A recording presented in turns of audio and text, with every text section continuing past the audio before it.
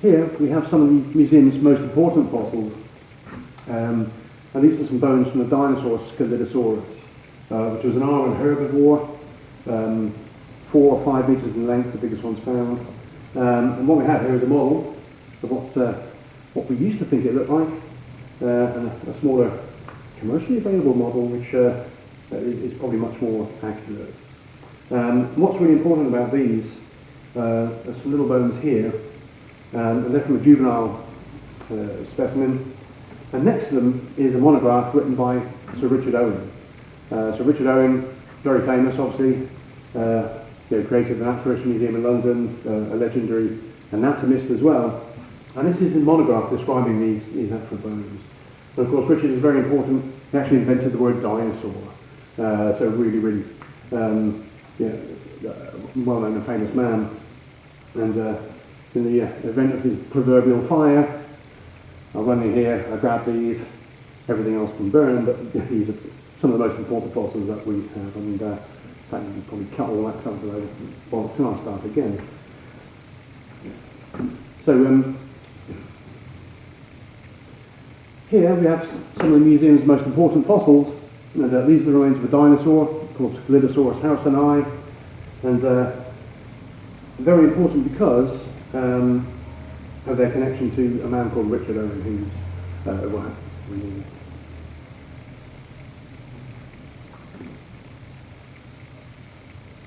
in here we have some of the museum's most important fossils. These are bones from a dinosaur, an actual land-living dinosaur called Excalibusaurus Anime, which was a land-living herbivore, the biggest one, perhaps 4 or 5 metres in length. And there's a model here of what we used to think it looked like, and a smaller model of probably what it more actually looked like. These bones are quite important because of their connection to a man called Sir Richard Owen. So next to the bones is a monograph written by Richard Owen, and it's open at the page where he actually figures these particular bones. So this is one of the first dinosaurs ever to be described.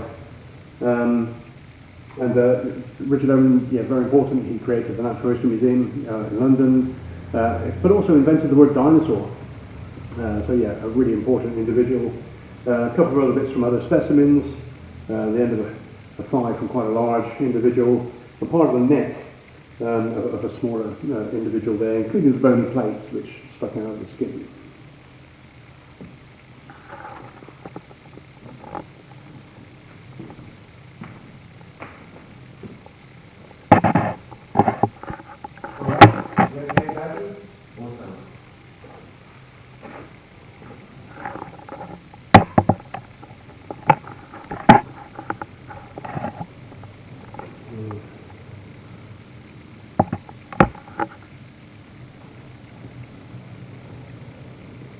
In the case here, we have another quite interesting specimen. This is a small ichthyosaur, and it was found by a local collector called Derek Powell.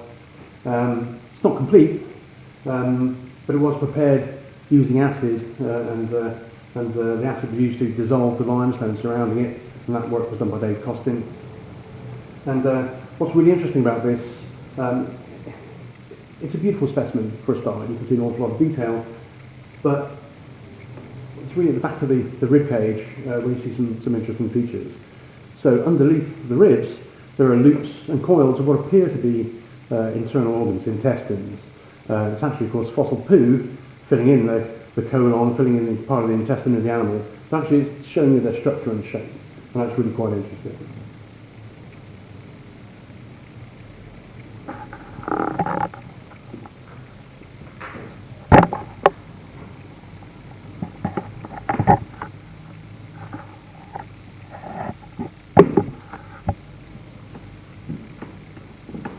Okay, in this case we have, again, some really quite interesting specimens, notably this huge fish. This is a fish called Dipedium, and this is a really big specimen, preserved in a nodule, so a hard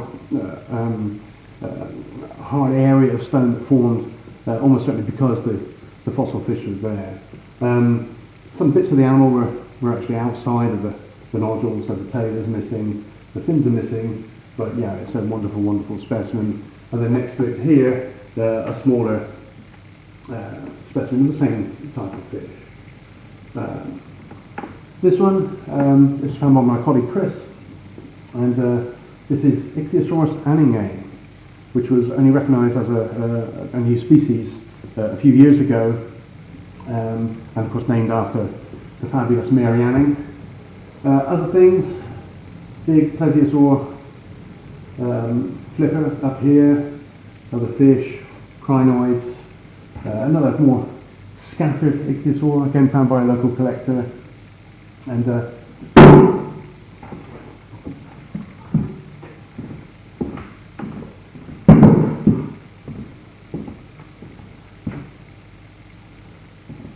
up here we've got some absolutely stunning Ammonites, and this one is one of my favourite Ammonites. It's one called Ichthyosaurus, and it's just the nicest specimen that I've ever seen of that type of Ammonite. In the case behind me,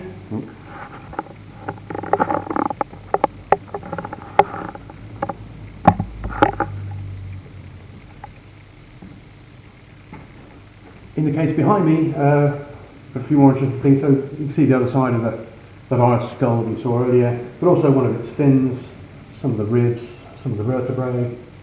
And these are casts of actual specimens, Ichthyosaurus Costano and Excalibusaurus Costano, found by a local collector, Dave Costin, who it's named after. And Excalibusaurus, of course, named after King Arthur's legendary sword. And Excalibusaurus has an extremely long snout and an overbite, and that's how the name came about. And it's one of my favourite ichthyosaur names. Also here, some beautiful Ammonite specimens, and also some fossils found by notable collectors.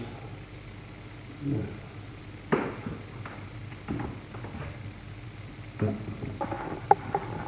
Scrap that bit.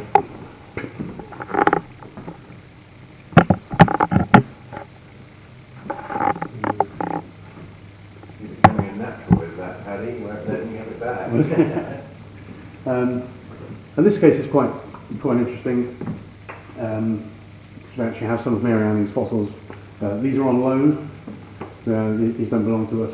But what you have is part of the jaw structure of a shark, a hibernant shark. So you've got two beautiful sets of teeth. It was a male shark, so you've actually got the two of the head spines that the male sharks had, and then two dorsal fin spines, which actually belong to the same individual. Other things, a bone here from an ichthyosaur discovered by Henry de la Beach, who my colleague Chris will say a little bit about later, and then some fossils found by the Philpott sisters, who are contemporaries and friends of Mary Anning, and all just really wonderful specimens. And also just part of the upper jaw of Dimorphodon. Dimorphodon was also part of the upper jaw of an animal called Dimorphodon. Dimorphodon was a pterosaur, one of the flying reptiles. And what I'll do now is I'll show you what Dimorphodon would have looked like. Yeah. And also part of the upper jaw,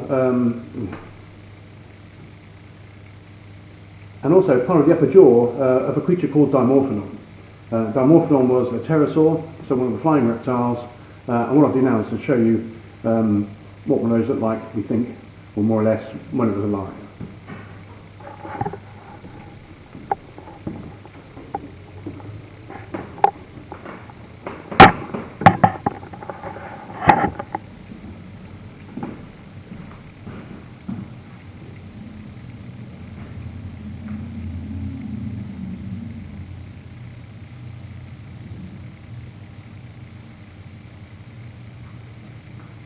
So this is Dimorphodon. This is life-size reconstruction. So yeah, it would have looked something like this. And was the first pterosaur discovered outside Germany, and the first British pterosaur, of course, therefore, and also again discovered by Mary Anning. And Mary, of course, was an incredible woman, doing the things that she did at the time that she did them. Women didn't do these things, working class women especially. And, you know, it's about time she got the recognition that she truly deserves.